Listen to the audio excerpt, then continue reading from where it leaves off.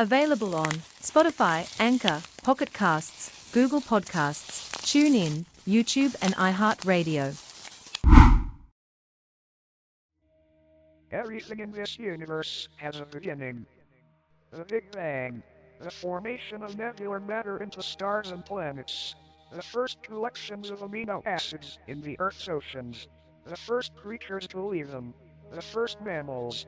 The first primates that walked upright. The first religion. The first printing press.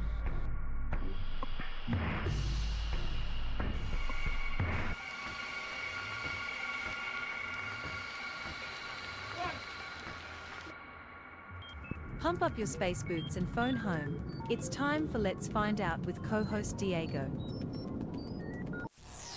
Unknown. Live to tape from the mountains of West Virginia, it's Let's Find Out with co-host Diego. Bigfoot, UFOs, Stargates, Let's Find Out, Paranormal, Intelligent Design, Entertainment, Let's Find Out. You're listening to Let's Find Out with co-host Diego.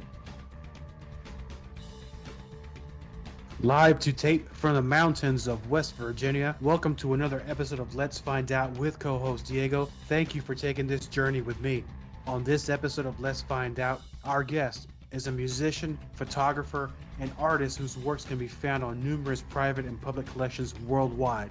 He will be sharing with us his personal experiences with the paranormal and about his amazing paintings that are known for blending and hiding Bigfoot in his landscapes. All this plus more. Please welcome to Let's Find Out our new friend, Timothy Wayne Williams. My friend, welcome to Let's Find Out. Thank you so much for being here.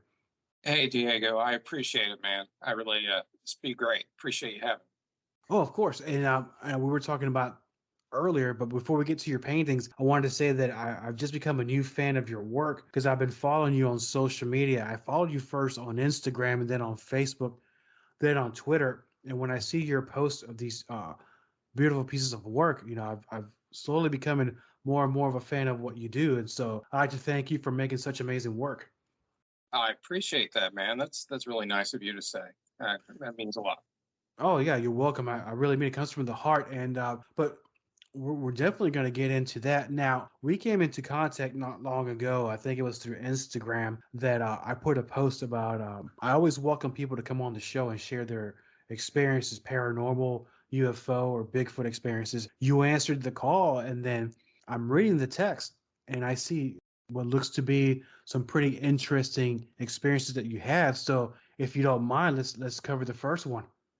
Sure, sure. The first one happened when I was in high school. And I have to give you a little background. I used to be a drummer, and I played in a hard rock band in high school. And we had rented out this place to have our own concert, sort of. And it was just this big hall that had a couple garage doors and then like a door that they let people in. And sometimes they used it as a bar, but you just rented it out. And we had set up all this equipment, and it was getting late at night. We were all super tired, and I think we had almost everything set up. And the whole band was gathered around the mixing board. And we were just talking that out of nowhere, we hear this really loud cackling, laughing. And I mean, it startled us all. And we look up, and on the stage, on one of our speakers, this little man was sitting. I say little, I mean, shorter than me, sitting on one of our speakers, just laughing his butt off like he had heard the funniest joke ever told. And he looked like, do you remember the show or the movie The Shining? I do. Yeah. Do you remember the groundskeeper? It was Scatman Crothers, actually, I think is the name of the actor. He looked like that guy. And he was just laughing for no reason. And we're all kind of looking at each other. It's like, how'd this guy get in? Because we had closed the garage doors. I mean, we were getting ready to leave. And we would have noticed if he would have walked in the the other doors. Matter of fact, I think they were locked. Well, we're all like kind of nudging each other, like someone's got to go talk to him and tell him to get out, you know? Well, everyone kind of pushes me forward, of course. And Right. so I go up to the guy and I'm like, hey, you know, what you doing here? And he's like, hey, I got something for you. And I'm like, oh, okay. He's got to be a drug dealer or something. And I'm like, no, man, I don't want anything you want. He's like, no, I got something. And it was the weirdest thing. He pulled out, I don't even know how he held it in his hands. He pulled out a stack of Polaroids and was holding them between two fingers. And they were of a woman in all these pornographic positions. Okay. And I'm like, oh, okay, maybe not a drug dealer, maybe he's a pimp. Okay, that's what this is all about. And I'm like, no, definitely not. As soon as I looked at the first couple of Polaroids, I'm like, no, not interested in that. No. And he's like, hey, all right, that's fine. He's like, I can get you anything you want.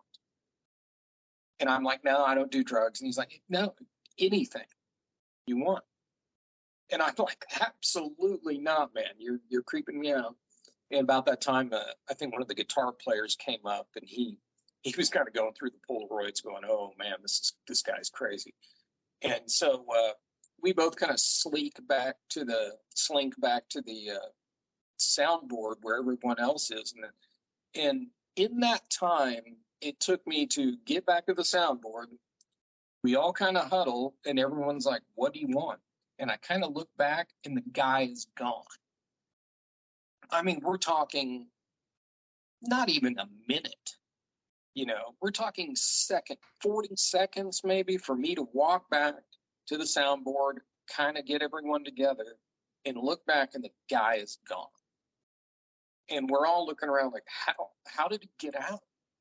And matter of fact, we asked the bartender. There was a lady who was kind of the bartender, or she, you know, locked up. She was like, I don't know who that was, and I didn't see him leave.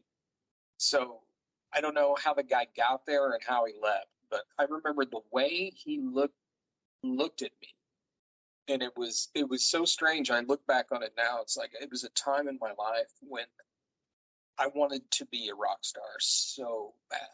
You know, it was literally my whole life. You know, I was raised super poor, and I felt like I would do anything, you know, to be famous. And I don't know, I've told people about this and they're like, this is your crossroads moment, you know, you were going to be offered something. And like, I don't know about that, but all I know, it was crazy. It really just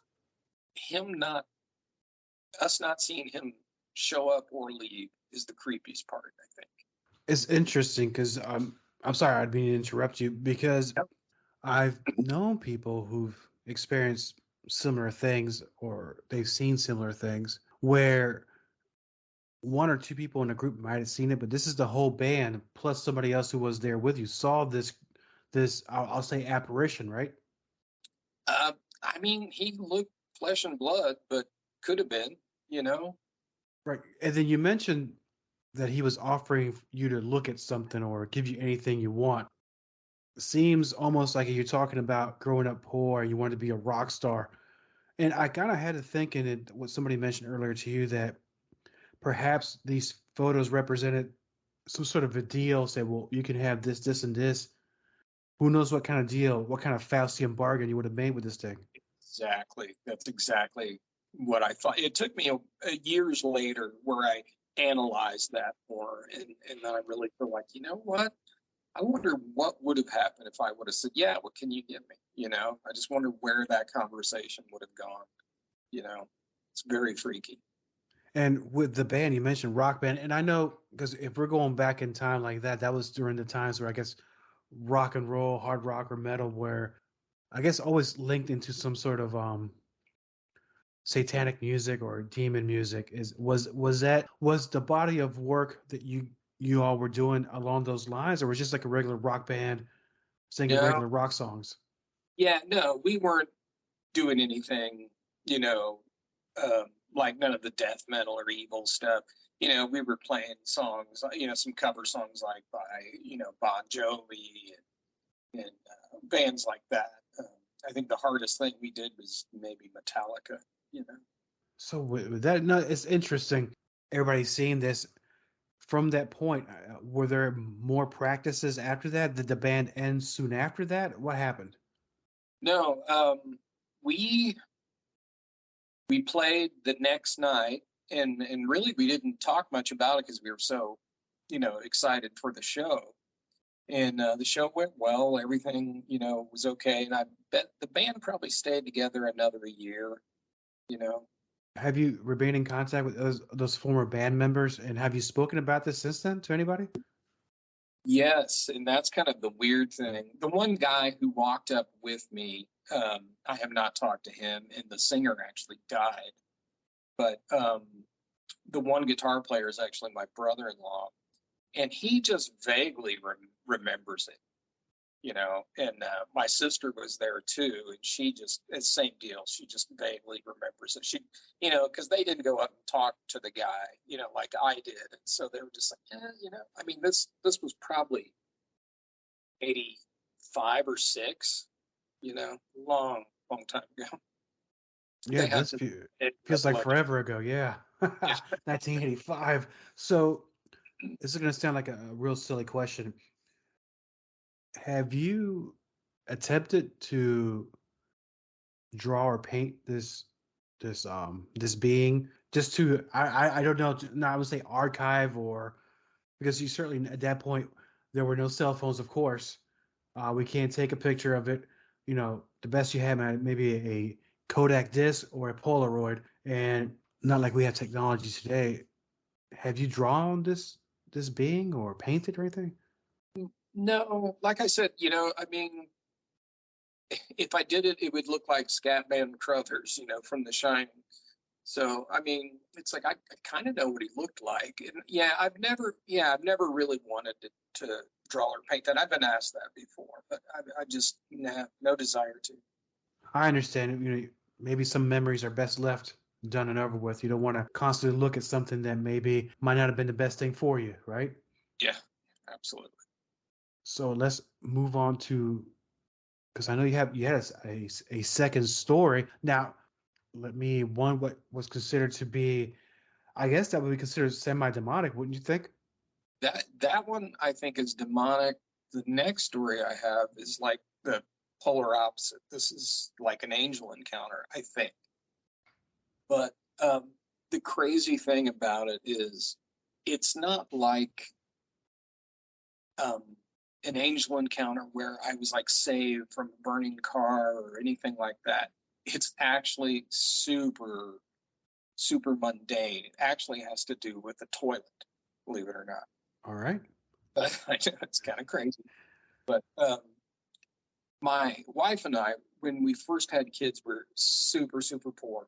And we were having, we had got some sort of linoleum flooring from somewhere, and I was putting some in our bathroom, and I had to take the toilet off. And when I got it all done and went to put the toilet back on, it would not go back on right, and I couldn't figure it out what the problem was. And the family had already been without a toilet for a couple days while I put this flooring in, and they were getting really irritated with me that the toilet wasn't working, and I was getting super stressed out about it, and we just didn't have the money to call a plumber. One of my friends, his dad was a plumber for a long time, and he worked with his dad, and he came by and looked at it, and even he was like, I have no idea what to do about this. He's like, it doesn't make any sense to me. So I got in the car, and I was driving to hardware stores and finding their plumbing experts, and asking those guys, what can I do? And no one knew anything. There was absolutely no help at all, and I was stressing, big time. And the whole family was just just like, we are tired of going in a bucket. This has got to end. I was embarrassed, and I was stressed. I didn't know what I was going to do, and I was so worried. Just didn't have the money to spend a lot of money on, trying to get this fixed. So finally, out of desperation, I went to a Menards hardware store, and I just went in the plumbing section. I thought, I don't know. I'll just walk around here. Maybe something will come to me. I don't know. And so I'm sitting there just staring and just kind of dejected, really upset. And then there's this guy about 15 feet away, and he's like, "Hey, how you doing?" And I'm like, "Hey, how you doing?" And he seemed like a guy who just wanted to talk, kind of one of those lonely people who just was like, "Hey, I just kind of want to talk." And so I actually was kind of annoyed that this guy was talking to me, but I was nice about it. But he kept saying, "Well, what are you working on?" I'm like, "Oh, I've just got this plumbing nightmare I'm dealing with." He's like, "No, really, what are you working on?" And I really hesitated to tell this guy, but this is just a waste of my time. But finally, he insisted, and so I told him everything, that the whole situation. And he walks like 10 feet away and grabs his part, comes back, hands it to me, and says, "This is exactly what you need, and this is how you put it in." He's like, "Everything will be fine. It's cool. Just do this." And he, without really saying any more, he just turns and walks away. And my wife comes up at the same time, and she was in another aisle. She comes up, she's like, "Well, who's that?" And I'm like, "You won't believe this. That guy just gave me this part and told me exactly how to put it in." And she's like, "Wow, that's crazy. Did you thank him?" And I'm like, "I don't think I did." So I ran. I mean, we're talking seconds. I ran to the next aisle where I saw him go, and he was not there. And I walked through a bunch of the aisles and never found the guy. I mean, I looked pretty hard too. I will not say I didn't go through the whole store, but I went through most of it. I was really wanting to thank this guy, and he was just nowhere to be seen. And I really feel, I mean, the way the guy just was insistent on wanting to help me, he just kind of wouldn't take no for an answer. And then for him to just take the time to, "Here's what you need," and very calmly telling me how to use it, how to put it in. It was either that, or let's say God or somebody inspired this guy to come up to me and do it. I don't necessarily think he was an angel. He could have been, or he could have just been inspired to, tell me how to do it. But I took the part home, put it in, and it was perfect. Worked great. It was unbelievable. No, that's very interesting because by the time that he gave you the part, gave you the advice, and it was just, I'm not gonna say poof, he was gone, but it was so fast that you couldn't find him at all Yeah, in the yeah. store. Oh, I know. It's like he walked away as soon, and as my wife was walking up, and in that short conversation where I was just like, he told me exactly what to do with this, and she said, "Did you thank him?" And I'm like, I'm not sure that I did. So I ran to go find the guy, and he was gone. Seconds. And I know that it can get frustrating when doing home improvements when you can't figure things out. When this individual approached you, started talking to you, did you have any kind of calming effect on you? Did you feel any kind of energy from him or? No, like I said, he just seemed like one of those people who was maybe lonely and just wanted to talk, you know, just kind of, just wanted to come up to you and just talk. So yeah, no, I think he was even younger than me, that was kind of another reason why I was like, he's not going to be able to help me. He's younger than me, he's just a kid. So yeah, that was another reason I was just real apprehensive.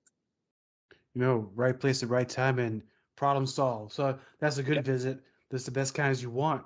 And now moving along because we're going to talk about your artwork. And Bigfoot comes to mind because you're known for blending and hiding Bigfoot around the landscapes and all that. Why Bigfoot? No problem with that. I love the whole thing with Bigfoot, but how did that come about? Well, it's funny. I had made, just normal fine art, shows, and I'd been doing that for years with, modest success. I did okay. And then one day I was listening to a podcast, painting a landscape, and the podcast was about Bigfoot.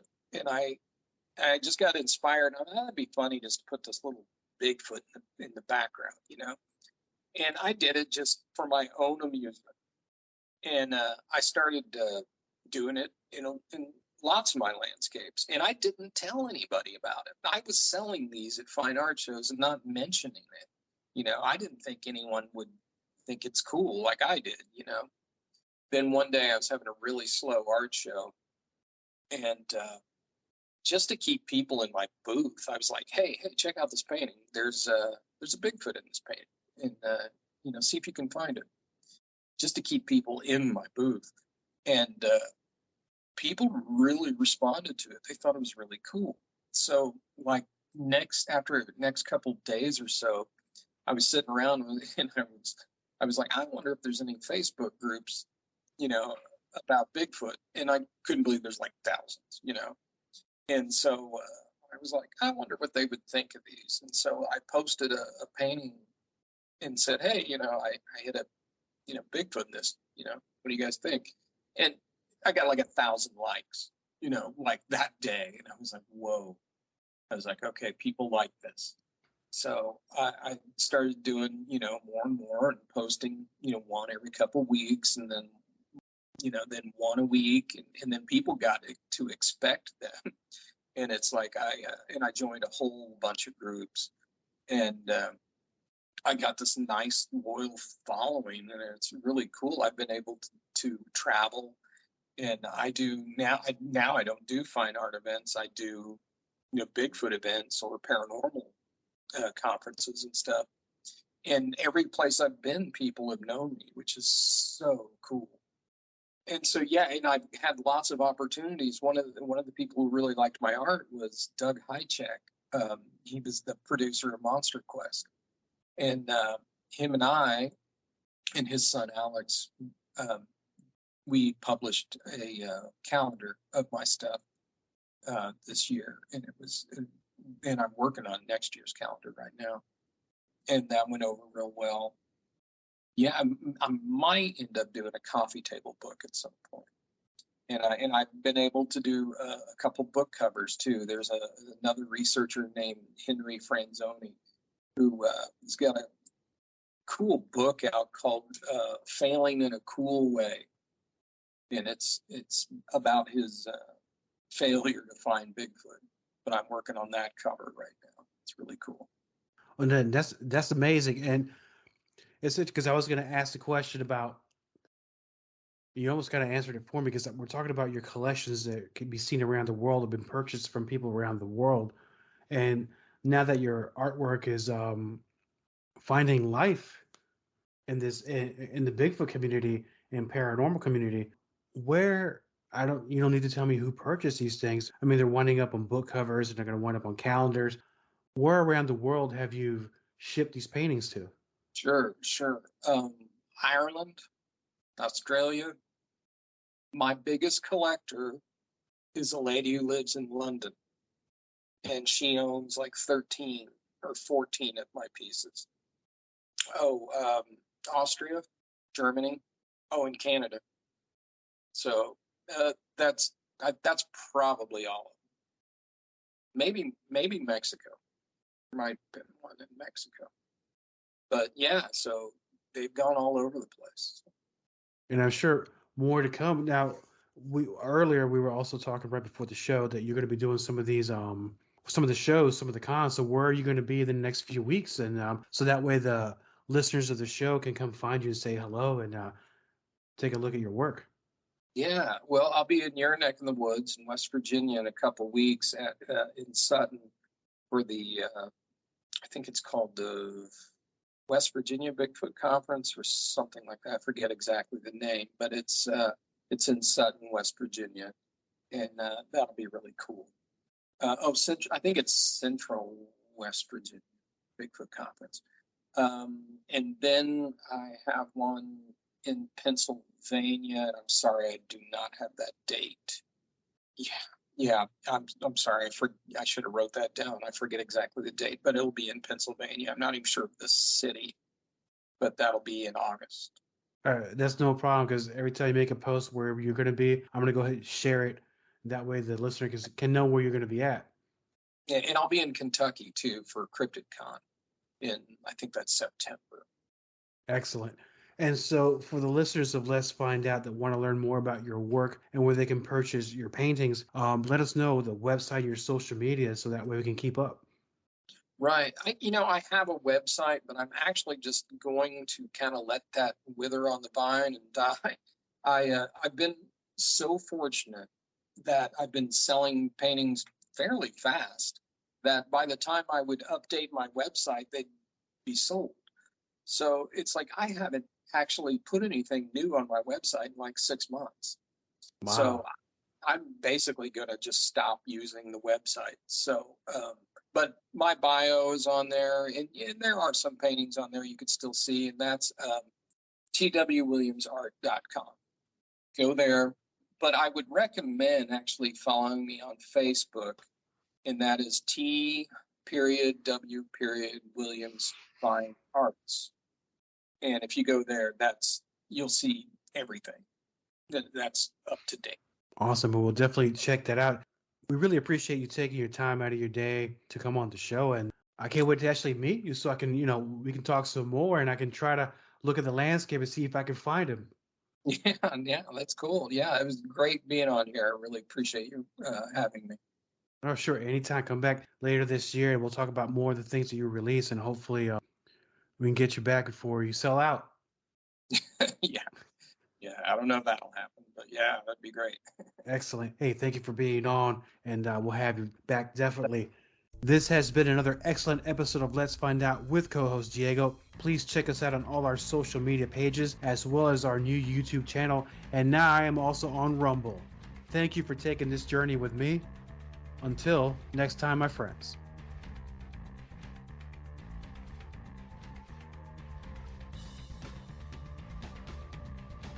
Thank you for listening to Let's Find Out with co-host Diego. We're on Spotify, Google Podcasts, TuneIn, Pocket Casts, and on Anchor. For more information about Let's Find Out with co-host Diego, please visit us on Facebook.com/co-host Diego, on Twitter at co-host_Diego, and on Instagram as co-host Diego. Copyright co-host Diego. All content for Let's Find Out is the property of co-host Diego and is served directly from our servers with no modification, redirects, or rehosting. All celebrity impersonators are paid performers.